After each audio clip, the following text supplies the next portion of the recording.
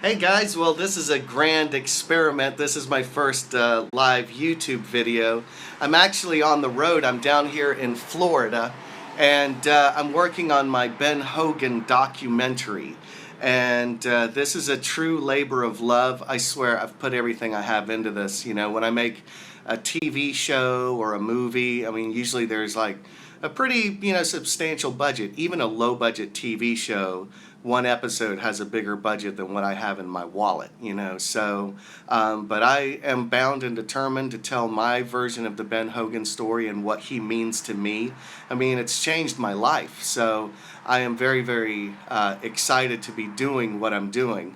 Hey, how you doing? Thanks for the heads up there. Okay, this is cool. Somebody actually is watching this.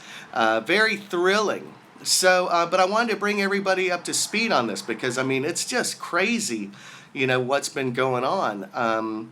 The Bay Hill Classic was this last weekend, and my friend Chris Cheddar, who was the last student of Ben Hogan, she invited me to the 18th hole skybox, right there. It was crazy. I've never been in the skybox on the 18th hole. They had, wonderful food and drinks, and, the weather was perfect, and, just sitting there watching the pros come rolling in. But, I did go out on the golf course for a little while there. Hey, Ethan, thanks for the heads up. Yeah, I'm working hard.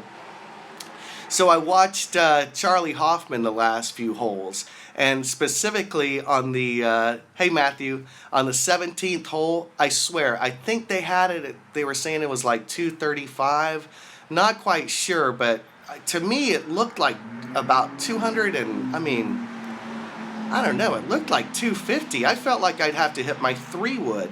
And Charlie Hoffman hits this 3-iron all the way up there and just, what's up, Johnny? Charlie Hoffman hits a 3-iron up there, I guess, and just drains a putt for birdie, just like it was nothing. It was the most treacherous looking shot in the world. I mean, it was nuts. Hello, Norway. Yeah, so again, I hope everybody doesn't mind. This is my first ever live video. Oh, let me explain something. I brought my laptop. I was going to be making videos the way I'd normally make videos, and I swear I have a loose connection in my laptop, and it just fritzed out. Like, I'll work on it for 3 minutes, and then and the screen just starts going bananas and everything. Hey guys, thanks for checking in. Hey Joe.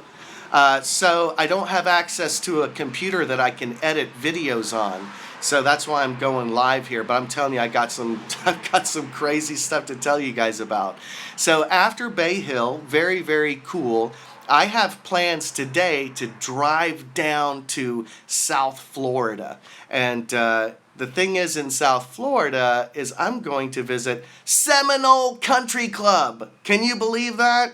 For those of you in the know, Seminole is one of the most exclusive clubs in the United States, and it's where Ben Hogan's friend George Coleman would have him come and visit in the wintertime.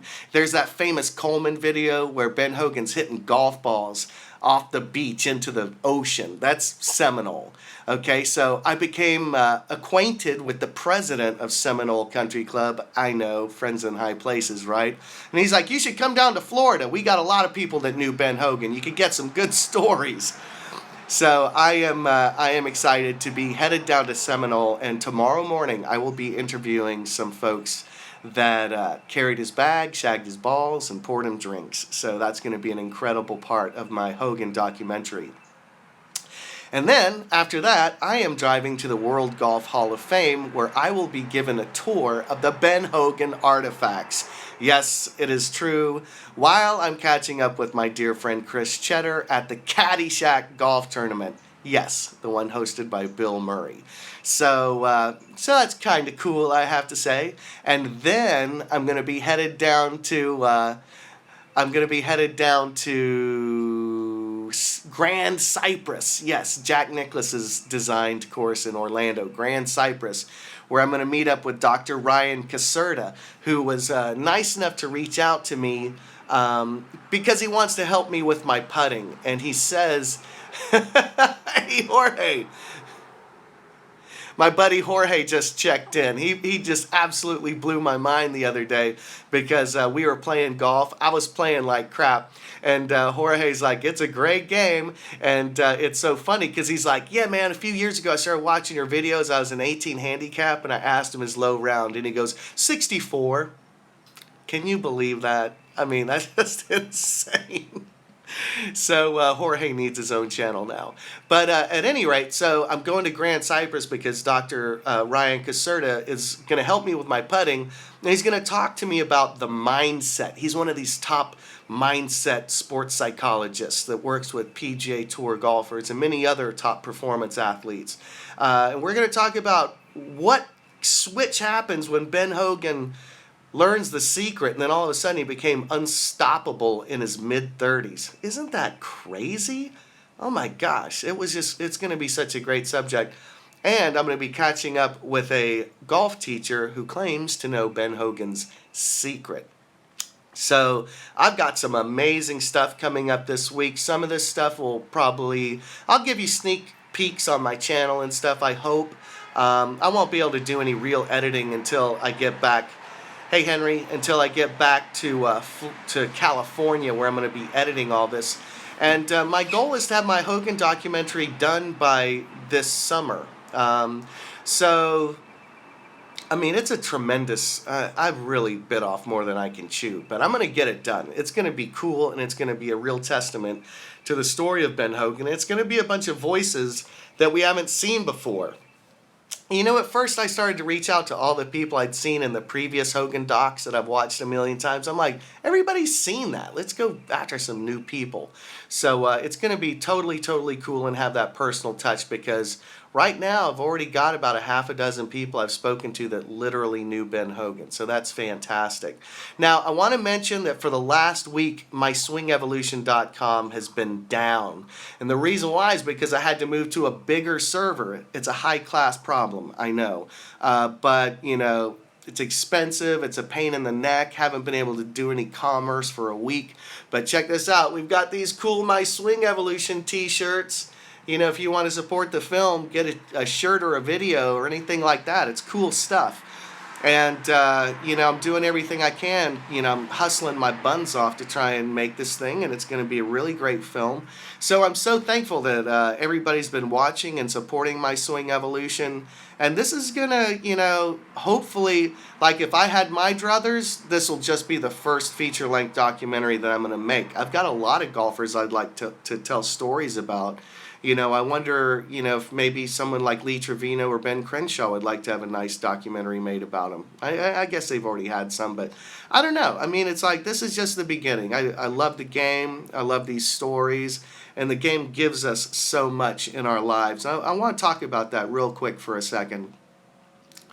When I think about the game of golf, the one thing that I think is really, really important is what it gives us in our heart and our spirit. And for decades, I was really, really ashamed of my golf game. And that's literally the truth. I was ashamed. And even in my early 20s, I would lose control of my emotions, and I lost it so bad in front of some of my old high school friends. I embarrassed myself to the point that I quit. I quit the game of golf. And I think the thing that I want to talk about is golf teaches us how to discipline our mind and our emotions. Now, even though I played poorly with my friend George the other day, I was disciplined and I was happy. And that's literally the truth.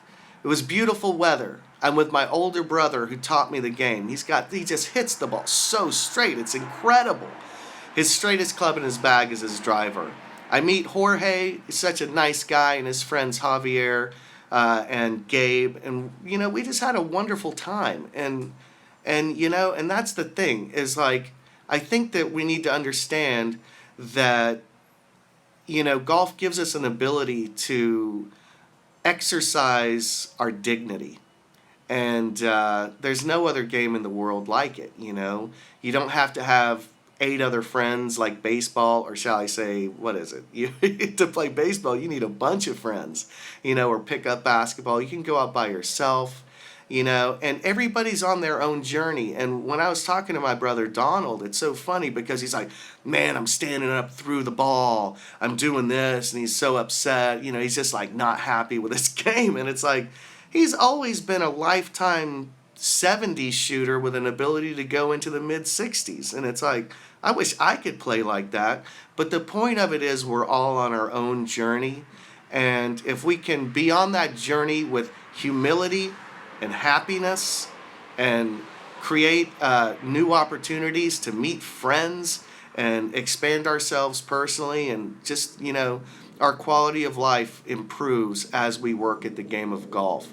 So I'll always be working at it. I'll always be trying to get better. I have those days where the putts are going in and I'm like Judge Smales, you know, I'm like, oh my God, you know. But the thing is, when I have those tough days, I'm still happy. I really try not to let it get to me because, you know, that's the game. That's the game. Even the pros, I see them miss little putts, you know, like I did at Bay Hill, and it must really get under their skin too because, you know, they've got families and they're trying to make a living.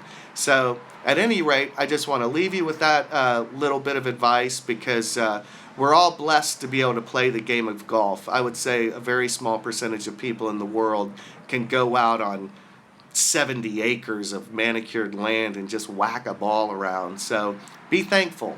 And I'm thankful. I'm thankful for all of my subscribers. And I love you guys. This is the coolest thing in the world, what I get to do. And I'm trying to do my part to give back by bringing a wonderful movie about Ben Hogan to the screen. And I am shooting for this summer. I want to release this thing this summer. So I hope you'll stay tuned and keep following the adventure, because every corner I turn around and it's like somebody's telling me to meet this person or look at this thing, and it's really, really crazy. So next stop, Seminole Country Club, the World Golf Hall of Fame, and then Grand Cypress. And I am toying with an idea of going up to a little place in Georgia everybody's heard about. But I don't know. I don't know if I'm going to be able to fit it in. I don't know if I have enough time. It's so insane. So you guys, be well, hit 'em long, and hit 'em straight.